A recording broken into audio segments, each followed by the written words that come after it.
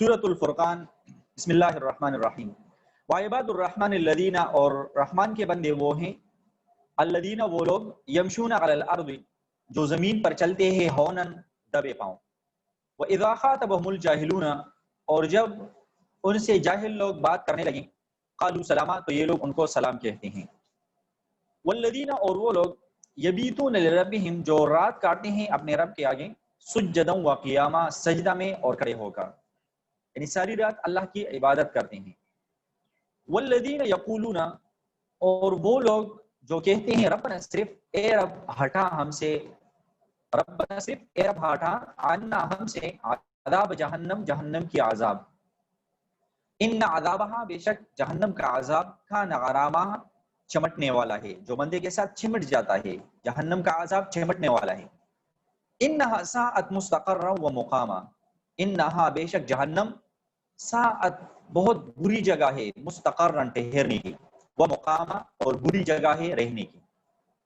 والذین اور وہ لوگ، اذا انفقوا کہ جب خرچ کرنے لگیں، لم یسرفوا تو نہ تو وہ اسراف کرتے ہیں، ولم یقتروا اور نہ تنگی کریں، وکان بین ذالک قواما اور اس کے بیچ ایک سیدھی گزران ہے، دونوں کے درمیان ایک سیدھی راہ ہے، دونوں کے درمیان ایک درمیانہ راستہ ہے کہ نہ زیادہ اسراف کرے اور نہ زیادہ تنگی کرے، بلکہ درمیانہ والا جو راستہ ہے اس کو اختیار کرے۔ والذین وہ لوگ، لا یدعون مع اللہ جو عبادت نہیں کرتے اللہ کے ساتھ، الہن آخر دوسرے حاکم کی، دوسرے الہ کی، ولا یقتلون النفس اور نہیں خون کرتے کسی جان کا، کسی کو قتل نہیں کرتے، التی اس نفس کو، حرم اللہ جس کو اللہ نے منع کیا ہے، الا بالحق مگر جہاں پر اللہ نے حکم کیا ہے، جہاں پر اس کا قتل کرنا وہ حق ہو، ولا یزنون اور یہ لوگ بدکاری نہیں کرتے، ومن یفعل ذلک اور جو کوئی یہ کام کرے، یلقى اثاما وہ جا پڑا گناہ میں، یضاعف له العذاب دگنا ہوگا ان کے لیے عذاب، یوم القیامت قیامت کے دن، وَيَخْلُدْ فِيهِ مُحَانَا اور پڑا رہے گا، وَيَخْلُدْ اور ہمیشہ کے لیے پڑا رہے گا، فِيهِ دوزخ میں، مہانا خوار ہو کر، ذلیل ہو کر، رسوا ہو کر، إِلَّا مَن مگر جس نے تابا توبہ کی، وَآمَنَا اور ایمان لایا، وَعَمِلَ عَمَلًا صَالِحًا اور کیا کچھ نیک کام، وَعَمِلَ اور عمل کیا، عَمَلًا صَالِحًا نیک کام، جس نے نیک اعمال کیے، فَأُولَئِكَ یبدل اللہ سیئاتہم حسنات، اولئک پس ایسے لوگوں کو، یبدل اللہ اللہ بدل دے گا، سیئاتہم ان کی برائیوں کو، حسنات بلائیوں سے، جو نیکیاں کرتے ہیں تو ان کے جو گزشتہ گناہ ہیں اللہ ان کے گزشتہ گناہوں کو نیکیوں سے بدل دے گا۔ وکان اللہ غفور الرحیم اور اللہ بڑا بخشنے والا مہربان ذات ہے۔ ومن تاب اور جو کوئی توبہ کرے، وعمل صالحا اور کرے نیک کام، فإنه يتوب إلى الله متابا سو وہ پھر آتا ہے اللہ کی طرف پھر آنے کی جگہ۔ والذین اور جو لوگ، لا یشہدون الزور شامل نہیں ہوتے جھوٹے کام میں، والذین اور وہ لوگ، لا یشہدون الزور جو شامل نہیں ہوتے جھوٹے کام میں، وَإِذَا مَرُّوا بِاللَّغْوِ اور جب گزرتے ہیں لغوا کاموں پر، کھیل کی باتوں پر، مرو کراما تو وہ نکل جاتے ہیں بزرگانہ، عزت اور شرافت سے نکل جاتے ہیں۔ والذین اور وہ لوگ، اذا ذکروا بآیات ربہم جب ان کو سمجھاتے ان کے رب کی باتیں، جب ان کو رب کی باتیں بتائی جاتی ہیں، لم یخروا علیہا صما وعمیانا تو وہ نہ پڑے ان پر بہرے اندھے ہو کر۔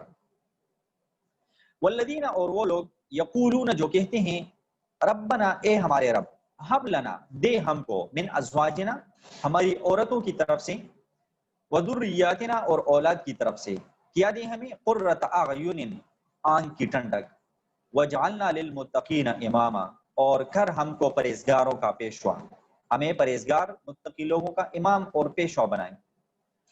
اولئک یجزون الغرفۃ ان کو بدلہ ملے گا پٹوں کے جروں کے، بما صبروا اس لیے کہ وہ صبر قدم رہے، انہوں نے صبر کیا، وَيُلَقَّوْنَ فِيهَا تَحِيَّةً وَسَلَامًا اور لینے آئیں گے ان کو وہاں دعا اور سلام کہتے ہوئے فرشتے۔ خالدین فیہا ہمیشہ رہا کریں ان میں، جنتوں میں ہمیشہ پڑا رہیں، حسنت مستقرا و مقامہ خوب جگہ ہے ٹھہرنے کی اور خوب جگہ ہے رہنے کی۔ قل تو کہ ما یعبأ بکم ربی کہ میرا رب تمہاری پرواہ نہیں رکھتا، لولا دعاؤکم اگر تم اس کو نہ پکارو، اگر تم میرے رب کو نہ پکارا کرو تو میرا رب تمہاری کوئی پرواہ نہیں رکھتا۔ فقد کذبتم سو تم جھٹلا چکے ہو، فسوف یکون لزاما اب آگے کو ہونی ہے مجھ بھیڑ، آگے کو آپ لوگ تیاری کریں۔ سورۃ فرقان، اس کے بیشتر مضامین چونکہ یہ آخری آیات کریمہ ہیں تو سورہ فرقان کے بیشتر مضامین رسول اللہ صلی اللہ علیہ وسلم کی رسالت و نبوت کے ثبوت اور کفار و مشرکین جو اس پر اعتراض کرتے تھے ان کے جوابات پر مشتمل تھے، اور اس میں کفار و مشرکین اور احکام کی نافرمانی کرنے والوں پر عذاب و سزا کا ذکر بھی تھا۔ آخر صورت میں اپنے ان مخصوص اور مقبول بندوں کا ذکر فرماتے ہیں جن کا رسالت پر ایمان بھی مکمل ہے اور ان کے عقائد، اعمال، اخلاق، عادات سب اللہ اور رسول صلی اللہ علیہ وسلم کی مرضی کے تابع اور احکام شریعہ کے مطابق ہیں۔ قرآن کریم نے ایسے مخصوص بندوں کو عباد الرحمن کا لقب عطا فرمایا۔ ان لوگوں کو اللہ نے فرمایا وعباد الرحمن الذین، عباد الرحمن اللہ نے ان کو کہا ہے۔ یہ لقب اللہ نے اپنے مخصوص بندوں کو عطا فرمایا جو ان کا سب سے بڑا اعزاز ہے۔ یوں تو ساری ہی مخلوق تکوینی اور جبری طور پر اللہ کی بندگی اور اللہ کی مشیت و ارادہ کے تابع ہیں، اللہ کے ارادے کے بغیر کوئی کچھ نہیں کر سکتا، مگر یہاں پر بندگی سے مراد تشریعی اور اختیاری بندگی ہے، یعنی اپنے اختیار سے اپنے وجود اور اپنی تمام خواہشات اور تمام کاموں کو اللہ تعالی کی مرضی کے تابع بنا دینا۔ ایسے مخصوص بندے جن کو اللہ تعالیٰ نے خود اپنا بندہ کہہ کر عزت بخشی، ان کے اوصاف آخر صورت تک اللہ نے بیان کیے ہیں، درمیان میں کفر و معصیت سے توبہ اور اس کے اثرات کا ذکر بھی آیا ہے۔ یہاں ان مخصوص بندوں کو اپنا بندہ فرما کر ان کو اعزازی لقب دینا تھا، مگر اپنی طرف نسبت کرنے کے لیے اللہ تعالیٰ کے سب اسماء حسنہ اور صفات کمال میں سے اس جگہ لفظ رحمان کا انتخاب شاید اس لیے کیا گیا کہ مقبولین کی عادات و صفات اللہ تعالیٰ کی صفت رحمانیت کی ترجمان اور مظہر ہونا چاہیے، اس کی طرف اشارہ کرنا منظور ہے۔ اللہ تعالیٰ کے مقبول بندوں کی مخصوص صفات اور علامات کیا ہیں؟ آیت مذکورہ میں جو آیات مبارکہ آپ کے سامنے تلاوت ہوئی، ان آیات مذکورہ میں اللہ کے مخصوص اور مقبول بندوں کی 13 صفات و علامات کا ذکر آیا ہے، آپ اپنے ساتھ نوٹ کرتے جائیں، جن میں عقائد کی درستگی اور اپنے ذاتی اعمال ہیں، خواہ وہ بدن سے متعلق ہوں یا مال سے متعلق ہوں، سب میں اللہ اور رسول کے احکام اور مرضی کی پابندی، دوسرے انسان کے ساتھ معاشرت اور تعلقات کی نوعیت، رات دن کی عبادت گزاری کے ساتھ خوف خدا، تمام گناہوں سے بچنے کا اہتمام اور اپنے ساتھ اپنی اولاد و ازواج کی اصلاح کی فکر وغیرہ، یہ تمام چیزیں اس میں شامل ہیں۔ ان کا سب سے پہلا وصف عباد ہونا ہے۔ عباد یہ عابد کی جمع ہے، اور عابد کا ترجمہ ہے بندہ جو اپنے آقا کا مملوک ہو، اپنے آقا کا مملوک ہو، اس کا وجود اور اس کے تمام اختیارات و اعمال آقا کے حکم و مرضی پر دائر ہو دیں، اس کا مالک اور اس کا آقا جو اس کو حکم دیں، جو مملوک ہو وہ اسی حکم کو بجا لاتا ہے۔ اللہ تعالیٰ کا بندہ کہلانے کا مستحق وہی شخص ہے، اور وہی بندہ ہو سکتا ہے جو اپنے عقائد اور خیالات کو اور اپنے ہر ارادے اور خواہش کو اور اپنی ہر حرکت و سکون کو اپنے رب کے حکم اور مرضی کے تابع رکھیں، ہر وقت گوش بر آواز رہے کہ جس کام کا حکم ہو وہ بجا لاؤ۔ پہلی صفت ہے عباد ہونا۔ دوسری صفت اللہ نے جو ذکر فرمائی ہے وہ ہے یمشون علی الارض ہونا، یعنی وہ زمین پر چلتے ہیں تواضع کے ساتھ۔ لفظ ہون کا مفہوم اس جگہ سکینت اور وقار اور تواضع ہے، کہ اکڑ کر نہ چلے، قدم متکبرانہ انداز سے نہ رکھے، بہت آہستہ چلنا بھی مراد نہیں، کیونکہ وہ بلا ضرورت ہو تو خلاف سنت ہے۔ اگر آپ بیمار نہیں ہیں یا کوئی تکلیف نہیں اور بغیر ضرورت کے بہت آہستہ چل دیا تو یہ خلاف سنت ہے، سنت کے خلاف ہے۔ رسول اللہ صلی اللہ علیہ وسلم کے چلنے کی جو صفت شمائل نبویہ میں منقول ہیں، اس سے معلوم ہوتا ہے کہ آپ صلی اللہ علیہ وسلم کا چلنا بہت آہستہ نہیں بلکہ کسی قدر تیزی کے ساتھ تھا۔ حدیث میں ہے کأنما الارض تطوى له، یعنی آپ ایسا چلتے تھے گویا زمین آپ کے لیے سمٹتی ہے۔ اسی لیے سلف صالحین نے بتکلف مریضوں کی طرح آہستہ چلنے کو علامت تکبر اور تصنع ہونے کے سبب مکروہ قرار دیا کہ اگر آپ کی بیمار نہیں، آپ مریض نہیں اور کوئی عذر نہیں ہے تو آپ بلا ضرورت بغیر کسی بیماری کے آہستہ نہیں چل سکتے، مکروہ ہیں۔ فاروق اعظم رضی اللہ تعالیٰ عنہ نے ایک نوجوان کو دیکھا کہ بہت آہستہ آہستہ چل رہا ہے، تو پوچھا کیا تم بیمار ہو؟ اس نوجوان نے کہا کہ نہیں، تو آپ نے اس پر درہ اٹھایا اور حکم دیا کہ قوت کے ساتھ چلا کرو، نوجوان ہو۔ حضرت حسن بصری رحمۃ اللہ علیہ نے اس آیت میں یمشون علی الارض ہونا اس کی تفسیر میں فرمایا کہ مومنین مخلصین کے تمام اعضاء و جوارح، آنکھیں، کان، ناک، ہاتھ پاؤں، سب اللہ کے سامنے ذلیل و عاجز ہوتے ہیں۔ نواقف ان کو دیکھ کر معذور عاجز سمجھتا ہے، حالانکہ نہ وہ بیمار ہیں نہ معذور بلکہ تندرست قوی ہیں، مگر ان پر حق تعالیٰ کا خوف ایسا طاری ہے جو دوسروں پر نہیں ہے۔ ان کو دنیا کے دندوں سے آخرت کی فکر نے روکا ہوا ہے، اور جو شخص اللہ پر بھروسہ نہیں کرتا اور اس کی ساری فکر دنیا ہی کے کاموں میں لگی رہتی ہے تو وہ ہمیشہ حسرت ہی حسرت میں رہتا ہے کہ دنیا تو ساری ملتی نہیں اور آخرت میں اس نے حصہ نہیں لیا۔ اور جس شخص نے اللہ کی نعمت صرف کھانے پینے کی ہی چیزوں کو سمجھا ہے اور اعلیٰ اخلاق کی طرف دھیان نہیں دیا، اس کا علم بہت توڑا ہے اور عذاب اس کے لیے تیار ہے۔ تیسری صفت جو یہاں پہ مذکور ہے وَإِذَا خَاطَبَهُمُ الْجَاهِلُونَ قَالُوا سَلَامًا، یعنی جب جہالت والے ان سے خطاب کرتے ہیں تو وہ کہتے ہیں سلام۔ یہاں جاہلون کا ترجمہ جہالت والوں سے کر کے یہ بات واضح کر دی گئی ہے کہ مراد اس سے بے علم آدمی نہیں، جاہلون سے مراد بے علم آدمی نہیں بلکہ وہ جو جہالت کے کام اور جاہلانہ باتیں کریں، ہاں اصل میں وہ علم والے ہوں، ذی علم ہوں۔ اور لفظ سلام سے مراد یہاں پر عرفی سلام نہیں بلکہ سلامتی کی بات ہے۔ حاصل یہ ہے کہ بے وقوف جاہلانہ باتیں کرنے والوں سے یہ حضرات انتقامی معاملہ نہیں کرتے بلکہ ان سے درگزر کرتے ہیں، ان کو معاف کرتے ہیں۔ چوتھی صفت جو یہاں پہ مذکور ہے وہ ہے والذین یبیتون لربہم سجدا وقیاما، یعنی وہ رات گزارتے ہیں اپنے رب کے سامنے سجدہ کرتے ہوئے اور قیام کرتے ہوئے۔ عبادت میں شب بیداری کا ذکر خصوصیت سے اس لیے کیا گیا کہ رات کا جو یہ وقت ہے یہ سونے اور آرام کرنے کا ہے، اس میں نماز و عبادت کے لیے کڑا ہونا خاص مشقت بھی ہے اور اس میں ریا و نمود کے خطرات بھی نہیں ہیں۔ منشا یہ ہے کہ ان کا لیل و نہار اللہ کی طاعت میں مشغول ہے، دن کو تعلیم و تبلیغ اور جہاد فی سبیل اللہ کے کام ہیں، رات کو اللہ کے سامنے عبادت گزاری کرنا ہے۔ تہجد کی نماز کی حدیث میں بہت بڑی فضیلت آئی ہے۔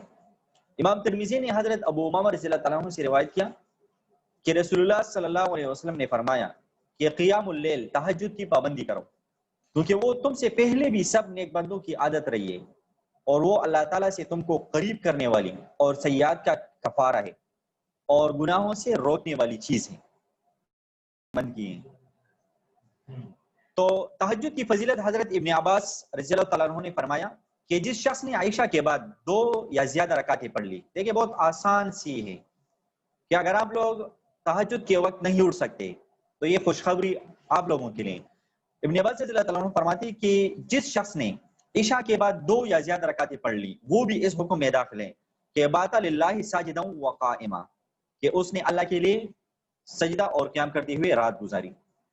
اور حضرت عثمان غنی رضی اللہ تعالیٰ عنہ سے روایت ہے کہ رسول اللہ صلی اللہ علیہ وسلم نے فرمایا کہ جس شخص نے عشاء کی نماز جماعت کے ساتھ ادا کر لی، جس بندے نے عشاء کی نماز جماعت کے ساتھ ادا کر لی تو آدھی رات عبادت میں گزارنے کے حکم میں ہو گیا، گویا اس نے آدھی رات عبادت میں گزاری۔ اور جس نے صبح کی نماز جماعت سے ادا کر لی وہ باقی آدھی رات بھی عبادت میں گزارنے والا سمجھا جائے گا۔ تو اب ایک بندہ اگر عشاء کی نماز اور صبح فجر کی نماز ان دونوں کی جماعت کی پابندی کرے تو اس کی جو پوری رات ہے وہ عبادت میں سمجھی جائے گی۔ 5ویں صفت والذین یقولون ربنا اصرف عنا عذاب جہنم، یعنی یہ مقبولین बारगाह शब और रोज इबादत व ताअत में मसरूफ रहने के बावजूद बेखौफ होकर नहीं बैठे रहते। ये लोग क्या कहते हैं? जहन्नम से पनाह मांगते हैं, अल्लाह के अजाब से पनाह मांगते हैं। पांचवी सिफत क्या है? अजाबी जहन्नम से पनाह मांगते हैं। बल्कि हर वक्त देखें शब और रोज उनकी इबादत और ताअत में मसरूफ रहती हैं, लेकिन उसके बावजूद बेखौफ होकर नहीं बैठे रहते, बल्कि हर वक्त खुदा का खौफ और आखिरत की फिक्र रखते हैं, जिसके लिए अमली कोशिश भी जारी रहती है और अल्लाह ताला से दुआएं भी मांगते हैं। छठी सिफत जो यहाँ पर मज़कूर है वो है वल्लदीना इज़ा अनफ़क़ू, यानी अल्लाह के मकबूल बंदे माल खर्च करते वक्त न इसराफ करते हैं और न फजूल खर्ची करते हैं। छठी सिफत क्या है? कि माल खर्च करते वक्त न इसराफ करते हैं और न फजूल खर्ची करते हैं, बल्कि दोनों के दरमियान न इसराफ करते हैं और न बखल करते हैं, न फजूल खर्ची करते हैं, बल्कि दोनों के दरमियान इत्तिदाल पर कायम रहते हैं। आयत में इसराफ और उसके बिलमुकाबिल इक़्ता के अल्फाज इस्तेमाल किए गए हैं। इसराफ के लुग़वी माना हद से तजावुज़ करने के, इसराफ कहते हैं हद से तजावुज़ करना, हद से बढ़ना। इस्तिलाही शरीयत में हजरत इब्न अब्बास रज़ियल्लाहु तआला अन्हु, मुजाहिद, क़तादा, इब्न जुरैज के नज़दीक अल्लाह की मासियत में खर्च करना इसराफ है, अल्लाह की नाफरमानी में खर्च करना ये इसराफ है, अगरचे एक पैसा ही हो। और बाज़ हजरात ने फरमाया कि जायज़ और मुबाह कामों में ज़रूरत से ज़ायद खर्च करना जो तब्ज़ीर यानी फजूल खर्ची की हद में दाखिल हो जाए वो भी इसराफ के हुक्म में है। क्योंकि तब्ज़ीर किस चीज़ को कहते हैं? फजूल खर्ची। लगा तो सही जगह पर है लेकिन फजूल लगाने, वो फजूल खर्ची बनस्स कुरान हराम व मासियत है। अल्लाह ताला का इरशाद है इन्नल मुबद्दिरीन कानू इख्वान शयातीन, के फजूल खर्ची करने वाले लोग क्या हैं? शैतान के भाई हैं। इस लिहाज से इस तफसीर का हासिल भी हजरत इब्न अब्बास रज़ियल्लाहु तआला अन्हु वगैरह की मज़कूर तफसीर हो गया, यानी मासियत व गुनाह में जो कुछ खर्च किया जाए वो इसराफ है। और इक़्ता के माना खर्च में तंगी और बुख़ल करने के हैं। इस्तिलाही शरअ में इसके माना ये है कि जिन कामों में अल्लाह व रसूल ने खर्च करने का हुक्म दिया है, जिन कामों में अल्लाह और अल्लाह के रसूल ने खर्च करने का हुक्म दिया है उनमें खर्च करने में तंगी बरतना और बिल्कुल खर्च न करना बदरजे उला इसमें दाखिल है। ये तफसीर भी हजरत इब्न अब्बास वगैरह से मनकूल है।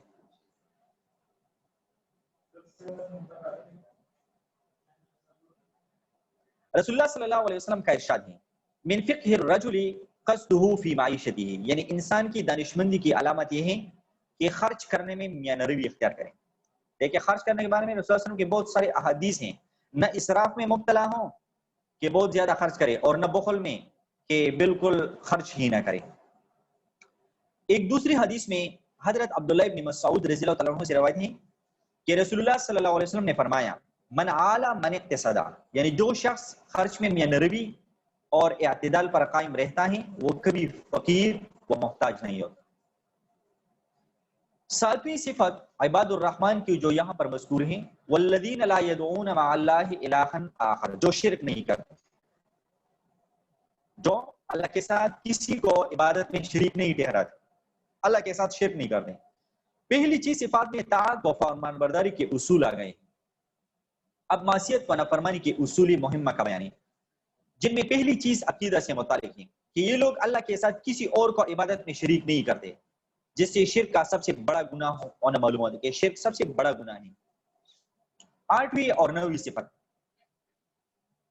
आठवीं और नौवीं ला यक़्तुलून अन-नफ्स अल्लती हर्रमल्लाहु इल्ला बिल हक़्क़ि व ला यज़नून, न कत्ल करते हैं और न जिना करते हैं। आठवीं सिफत है इबादुर रहमान की कि वो लोग कत्ल नहीं करते, इबादुर रहमान नाहक किसी का कत्ल नहीं करते। और नौवीं सिफत इबादुर रहमान का ये है कि वो लोग जिना नहीं करते। ये नाहक कत्ल करना ये अमली गुनाहों में सबसे बड़े से बड़े और सख्त से सख्त गुनाहों का बयान है कि अल्लाह के मकबूल बंदे उनके पास भी नहीं जाते, किसी को नाहक कत्ल नहीं करते और जिना के पास भी नहीं जाते। ये तीन अकीदा और अमल के बड़े गुनाह बयान करने के बाद इस आयत में इरशाद है वमन यफ़अल ज़ालिका यल्क़ा अथामा, यानी जो शख्स इन मज़कूर गुनाहों का मुर्तकिब होगा वो उसकी सजा पाएगा। अबू उबैदा ने इस जगह लफ्ज़ अथाम की तफसीर सजाए गुनाह से की है और बाज़ मुफस्सिरीन ने फरमाया कि अथाम जहन्नम की एक वादी का नाम है जो सख्त और शदीद गुनाह से عذابوں سے پڑی ہوئی. بعض روایت حدیث بھی اس کی شہادت میں لکھی گئی ہیں کہ وہ وادی موجود ہیں جہاں پہ سخت سے سخت گناہگاروں کو عذاب ملے.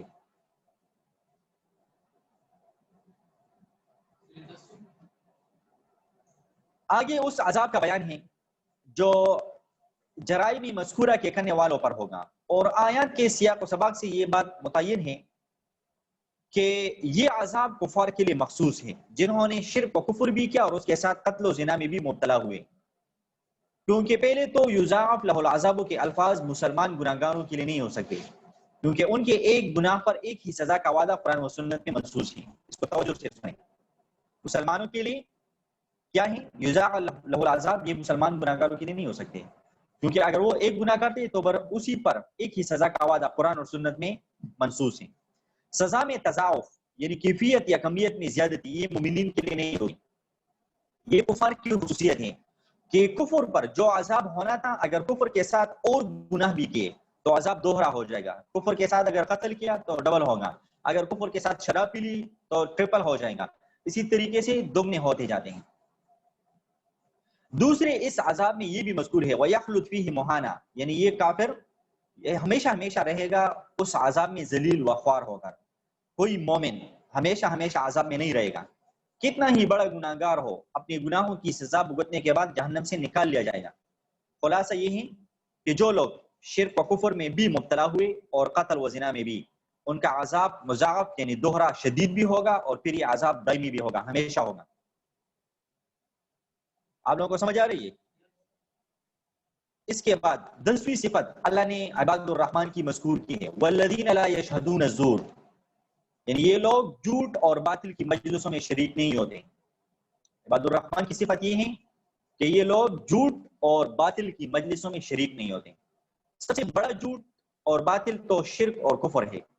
اس کے بعد عام جھوٹ اور گناہ کے کام ہیں. اس آیت مبارکہ کا مطلب یہ ہے کہ اللہ تعالیٰ کی مقبول بندے ایسی مجلسوں میں شرکت سے بھی گریز کرتے ہیں.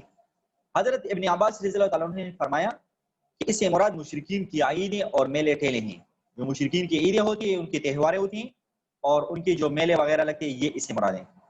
حضرت مجاہد اور محمد ابن حنفیہ نے فرمایا کہ اس سے مراد گانے بجانے کی محفلیں ہیں. عباد الرحمن گانے بجانے کی محفلوں میں نہیں جاتے. عمر ابن قیس نے فرمایا کہ بے حیائی اور ناچ رنگ کی محفلیں مراد ہیں. زہری امام مالک نے فرمایا کہ شراب پینے پلانے کی مجلس اس سے مراد ہے. اور حقیقت یہ ہے کہ ان تمام اقوال میں کوئی اختلاف نہیں، یہ ساری ہی مجلسیں مجلس زور کے مصداق ہیں. اللہ کے نیک بندوں کو ایسی محفلوں ہی سے پرہیز کرنا چاہیے، کیونکہ لغو و باطل کا بالقصد دیکھنا بھی اس کی شرکت کے حکم میں ہے. اور بعض حضرات مفسرین نے لا یشہدون الزور میں یشہدون کو شہادت بمعنی گواہی سے لے آئے، اور آیت کے معنی یہ قرار دی کہ یہ لوگ جھوٹی گواہی نہیں دیتے. جھوٹی گواہی کا گناہ کبیرہ اور وبال عظیم ہونا قرآن اور حدیث میں معروف اور مشہور ہے. حضرت فاروق اعظم رضی اللہ تعالیٰ عنہ نے فرمایا کہ جس شخص کے متعلق ثابت ہو جائے کہ اس نے جھوٹی گواہی دی ہے تو اس کو 40 کوڑوں کی سزا دی جائے، 40 کوڑے ماری جائیں، اور اس کا منہ کالا کر کے بازار میں پھرایا جائے اور رسوا کیا جائے، اور پھر طویل زمانے تک اس کو قید میں بھی رکھا جائے. جو شخص جھوٹی گواہی دے، یہ اس کی سزا عمر فاروق رضی اللہ تعالیٰ عنہ نے متعین کی.